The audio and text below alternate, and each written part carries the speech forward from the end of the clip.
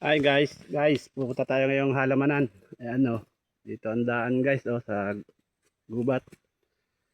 Punta tayong halamanan guys. Tingnan natin yung binidyo natin kahapon na mga beans. Tingnan natin at maglalagay pati ng tali guys.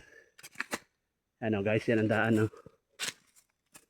Papunta sa halamanan guys, sa bukid. Ayan guys, ang mga punong kawayan guys o. Ang sunisan.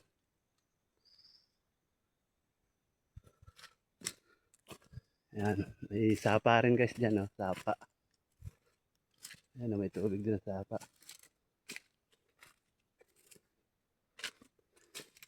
Ayan guys o, punong-punong kawayan.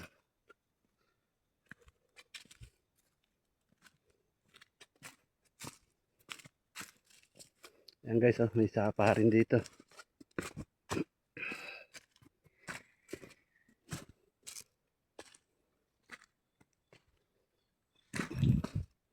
Ayan guys o, may sapa rin.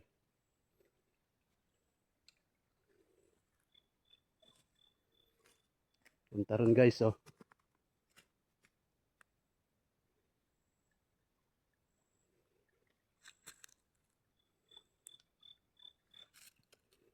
Ayan guys, thank you guys.